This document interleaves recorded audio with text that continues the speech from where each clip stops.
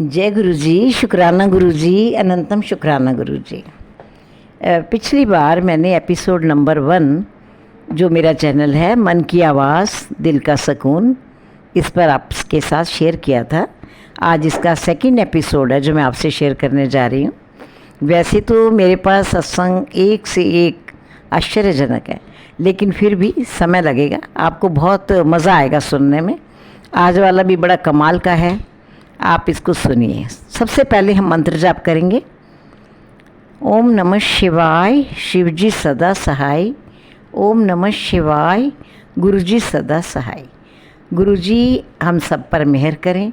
गुरुजी बिल्कुल सदाशिव हैं, इसमें कोई संदेह नहीं। बहुत अंतर्यामी हैं, बहुत आश्चर्यजनक तरीके से अपने साथ जुड़ने वालों का कल्याण करते हैं। मैं भी उन्हीं में से एक हूँ। मैं गुरुजी को बहुत श्रद्धा भाव से पसंद करती हूँ। हालांकि मैंने पिछले एपिसोड में सारा क्लियर करा है कि मैं बिल्कुल किसी गुरु को नहीं मानती थी, और भी मैंने सब बताया है कि मैं कैसे गुरुजी से जुड़ी। मुझे बड़े मंदिर में उन्होंने बहुत जल्दी बुला लिया, 4-5 दिन में ही, और परिवार के समेत। और वहाँ मुझे एक जो महिला मिली थी, उसने कैसे कैसे मुझे सहारा दे के सब आगे बढ़ाया और सारा कुछ बताया मंदिर के बारे में। ना मेरी कोई जान ना पहचान, एक बहुत आश्चर्यजनक बात थी। आप उसको दोबारा से सुनना चाहते हैं तो एपिसोड नंबर 1 पे सुन सकते हैं। अभी मैं एपिसोड नंबर 2, क्योंकि मैं हर सोमवार एक सत्संग आपसे शेयर किया करूँगी, तो अभी ये सेकंड है। ये भी बहुत कमाल का है। एक बार क्या हुआ कि मेरे बहू बेटा और मेरी पोती कहीं गए हुए थे। नन्ना पोता मेरे साथ था, मेरे पास था। तो थोड़ी देर के बाद मैंने उससे पूछा कि बेटा भूख लगी होगी, मैं कुछ बना दूँ? तो उसने कहा कि मुझे ना आप फ्रेंच फ्राइज़ तल दो। मैंने कहा ठीक है, अभी बनाती हूँ। वो कह के चला गया। और मेरी बेटी से मैंने पूछा तो वो बोली कि मेरे को ब्रेड रोल बना दो। अच्छी बात है, मैंने ब्रेड रोल बनाई, और जब वो 4-5 बन गए, कढ़ाई मैंने धीरे करी और दोबारा से पोते को आवाज़ लगाई और पूछा कि बेटा मैं बना दूँ, तुम यहीं रुको, मैं तुम्हें डाल के देती हूँ, ले जाओ। वो खड़ा रहा, मैंने फ्रेंच फ्राइज़ बनाए, उसको डाल के दिए, और वो तुरंत तेज़ी से चला गया अपने रूम में लेके। बस यही एक गुरुजी की बहुत चमत्कारी घटना थी कि अगर वो वहाँ खड़ा रहता तो जो बाद में हुआ उसका खामियाजा भी शायद उसी को ही भुगतना पड़ता। हुआ क्या कि जब मेरा काम पूरा हो गया, ब्रेड रोल भी बन गए, फ्रेंच फ्राइज़ भी बन गए, तो मैंने गैस बंद करी और कढ़ाई को वहाँ से हटाने लगी गैस से, कि जिस किसी ने आके कढ़ाई को हटाने की कोशिश करी उसको मालूम नहीं कि इसमें अभी काम हो चुका है और तेल गरम है, कढ़ाई गरम है, कोई इसको गलती से हाथ ना लगा दे। इस भावना से मैंने नैपकिन उठाया, कढ़ाई के दोनों सिरों को 2 हाथों से पकड़ा और उसको वहाँ से हटा के दूसरे चूल्हे पे लगाने लगी थी कि जो नैपकिन का एक कोना था वो कढ़ाई के रिंग में अटक गया और कढ़ाई पलट गई। अब वो पलटी तो नीचे तेल गिरना, गरम तेल, एकदम उबलता हुआ तेल नीचे गिरना शुरू हो गया, जो सीधा मेरे पैरों पर गिर रहा था। मैंने चप्पल पहनी हुई थी।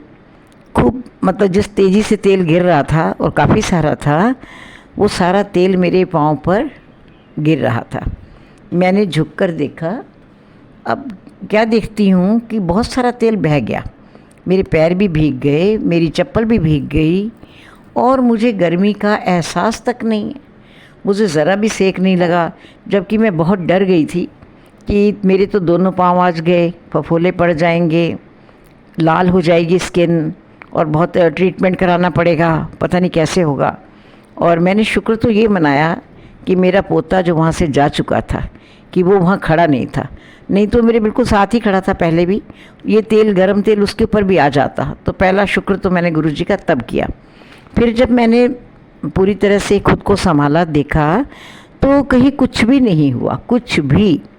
मेरे को ज़रा सा भी सेक नहीं लगा, ना मेरे कोई स्किन का हिस्सा लाल हुआ, ना कोई फफोला पड़ा, और तेल फर्श पर बहा हुआ था।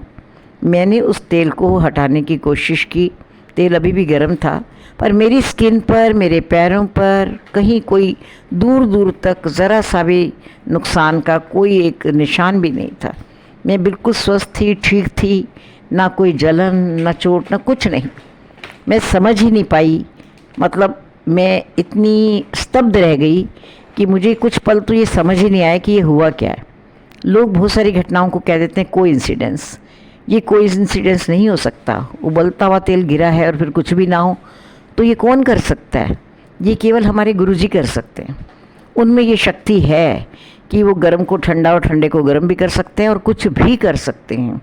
अपने मानने वाले को, फॉलोअर्स को सुख देने के लिए, उनका कल्याण करने के लिए वो कुछ भी कर गुजर सकते हैं। खैर, मैं बहुत आश्चर्यचकित रह गई। मैंने बाद में उस तेल को साफ़ किया और अपने आप को उस दौर से बाहर ही नहीं ला पाई। बहुत देर तक बार बार यही विचार आता रहा कि ये आज अचानक ऐसे कैसे हो गया, ऐसा कैसे हो गया, गुरुजी क्या ये भी कर सकते हैं, ये भी कर सकते हैं। खैर, मन पर एक छाप रह गई, एक विचार रह गया कि इतना बड़ा नुकसान होने से बच गया और रंच मात्र भी, जिसको कहते हैं नाम मात्र, मेरे को ज़रा भी नुकसान नहीं हुआ, चोट नहीं आई। और इतना उबलता हुआ तेल मैंने खुद टपकता हुआ, गिरता हुआ धार से देखा। मैं हिल भी नहीं पाई, क्योंकि मेरे दोनों हाथों ने कढ़ाई पकड़ रखी थी। अब मैं वहाँ से खिसकती हूँ, क्या करूँ क्या नहीं करूँ, मैं बस खड़ी ही रही और बिल्कुल आश्चर्यचकित सी, समझ नहीं पाई, बार बार विचार करती रही। आखिर मेरे मन ने, मेरी आत्मा ने ये स्वीकार कर लिया दिल की गहराइयों से कि आज मुझे बचाने वाले केवल और केवल गुरुजी थे। तो गुरुजी ने मुझे बहुत जल्दी संभाला, बहुत अच्छा संभाला।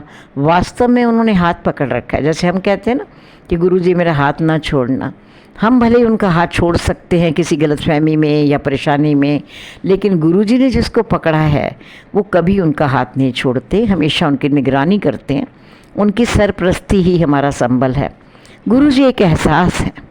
जब हम उस एहसास के साथ जीते हैं और हर पल ये सोचते हैं कि गुरुजी मेरे साथ हैं, हम घर से निकलते हैं तो बोलते हैं चलो गुरुजी, वापस आए तो करते हैं शुक्राना गुरुजी, कुछ बनाते हैं तो गुरुजी के सामने रखते हैं, गुरुजी प्लीज़ स्वीकार कीजिए, कोई गलती हो जाए तो कहते हैं गुरुजी माफ़ कीजिए। मतलब घर में ना जैसे हमने एक अपने बड़े बुज़ुर्ग को विराजमान कर रखा है, वो कुर्सी पर, गद्दी पर सामने ही बैठे हैं। हम वहाँ से निकलते हैं, हर बार मस्तक अपने आप झुक जाता है। सुबह उठते हैं तो गुड मॉर्निंग निकलती है मुँह से, रात को सोने जाते हैं तो उनको शुभ रात्रि, गुड नाइट कह के जाते हैं। मतलब ये एक एहसास ऐसा रग रग में समा गया है कि अब हम गुरुजी के बिना नहीं हैं और गुरुजी भी हमारे बिना नहीं है। पक्की बात है, वो भी हमारे इंतज़ार करते होंगे हर समय कि अभी आएगी, आएगा बेटा पोता कोई भी आएगा और बात करेंगे। बच्चे भी उनसे बिल्कुल उतने ही इन्वॉल्व हैं जितने बड़े। बच्चों को ऐसा मज़ा आने लग गया, मैं ये देख के हैरान हूँ कि कम उम्र के बच्चे जब ये ज़िद करते हैं कि सत्संग में चलो, आज जाना है, मन कर रहा है, तो मुझे बहुत अच्छा लगता है कि केवल एक औषधि नहीं है लंगर, या केवल लंगर का ही प्रयोजन नहीं होता। वहाँ जो दरबार का ओहरा है और वहाँ की जो ब्लेसिंग्स हैं वो हमारे लिए बहुत कीमती हैं। मैं बहुत खुश हूँ कि मेरा परिवार, मेरे बेटे बहू, बेटा बहू, बेटी, पोता पोती, सब पूरी तरह से गुरुजी से दिल से जुड़े हुए हैं। और मैं चाहती हूँ गुरुजी आपकी ये मेहर हमेशा बनी रहे, आपका साथ बना रहे। मैं हमेशा अब भी शुक्रगुज़ार हूँ और हमेशा ही आपके शुक्रगुज़ार रहूँगी। इतना बड़ा मौका आपने मेरे को इस जीवन में दिया कि मैं आपसे जुड़ पाई, आपने मुझे जोड़ा, आपने मुझे चुना। जैसे कई बार मैसेज में लिखती हो कि मुझे तुमने नहीं, मैंने तुम्हें चुना है। ये बात बिल्कुल सच है। मैं दिल से स्वीकार करती हूँ ये बात कि उन्होंने मुझे चुना है, क्योंकि मैं तो अच्छी नहीं थी इस मामले में कि गुरु पर जल्दी से विश्वास कर लूँ या गुरबाणी को छोड़ के किसी और को मान लूँ। बिल्कुल उस तरह से नहीं थी, स्वीकार करने को तैयार नहीं थी। लेकिन गुरुजी ने इतने अच्छे से जोड़ा है कि अगर रात को किसी भी समय नींद खुले ना, तो बस फिर थोड़ी सी देर मंत्र जापी कर लेते हैं कि चलो गुरुजी कहते हैं जिसमें पाठ करो वही अमृत वेला। तो कोई भी समय, चाहे वो 2:30 बजे हो, 4 बजे हो, 5 बजे, जब नींद खुली थोड़ा सा पाठ कर लिया, गुरुजी को नमस्कार कर लिया। तो गुरुजी, मैंने बताया ना, एक एहसास है जो हमारी रग रग में है और यही हमारी जीत है ज़िंदगी की। ये हम भाग्यशाली हैं कि हम इस दौर में हैं, जिस दौर में गुरुजी भले साक्षात जीवित नहीं हैं, लेकिन उनका प्रभाव, उनकी मौजूदगी, सब कुछ मौजूद है। और सारे कल्याण के जो हम औरों से भी सत्संग सुनते हैं वो वास्तव में दिल को छू लेने वाले होते हैं। उससे हमारी आस्था और बढ़ती है, इसलिए सत्संग में जाना बहुत अच्छा लगता है। अच्छा इतना रहा मेरे साथ कि जब हम बड़े मंदिर होके आए तो उसके बाद बहुत जल्दी जल्दी मेरे घर सत्संग होने लगे। मैं तो क्या कर सकती हूँ, मैं तो बिल्कुल एक बहुत अदना सी हस्ती हूँ। गुरुजी ही बार बार दिल में ये तमन्ना पैदा कर देते थे कि सत्संग कराओ। थोड़े से दिन बीतेंगे, महीना भी नहीं हो पाता था, फिर मन करता था सत्संग कराओ। 7-8 सत्संग हो चुके हैं अब तक, और दरबार में भी जाने का मौका मिल रहा है लगातार। बस में मैं कई बार गई हूँ अपनी छोटी गुड़िया के साथ में। और इधर जो है जितने सत्संग यहाँ होते हैं, हम जयपुर में हैं, यहाँ पर जितने होते हैं जो हमारी रेंज में होते हैं, हम उसमें जाते हैं, कोशिश करते हैं ज़रूर जाएं ब्लेसिंग लेने गुरुजी की। और यहाँ पास में सिमरन भी होता है, वहाँ भी पूरी तमन्ना होती है कि 1 घंटे का सिमरन है, कोई लंबा चौड़ा टाइम नहीं है, बड़ी खुशी खुशी श्रद्धा से, और बहुत पास में है। ये भी गुरुजी की बहुत बड़ी मेहर है कि मैं ऐसे घर में रहती हूँ। गुरुजी ने जो नया घर दिलाया है वो ऐसी जगह पर है जो पूरी तरह से आसपास आध्यात्मिक एरिया है। तो उनके घर, जिन आंटी के घर होता है, वो इतना नायाब सत्संग होता है। वहाँ की जो फील है, वहाँ जो सब लेडीज़ 25-26 होती हैं, एक ही रूम में सारे होते हैं। गुरुजी का कमरा जो पूरा है वो तरह तरह के स्वरूप से सजा हुआ है। मतलब बिल्कुल जब आप वहाँ बैठ के मंत्र जाप करते हैं, पहले गुरुवाणी का पाठ करते हैं, फिर शिव आरती करते हैं, और बाद में चाय प्रसाद, जल प्रसाद और ये जो भी होता है खाने पीने का प्रोग्राम, ये सब होता है। सारी चीज़ें ऐसी होती हैं कि उस जगह से आने का मन नहीं करता, छोड़ने का मन नहीं करता। वो संगति बहुत प्यारी है। तो इस तरह से बहुत अच्छा जुड़ाव गुरुजी ने दिया है। अगेन एंड अगेन गुरुजी का लख लख शुक्राना।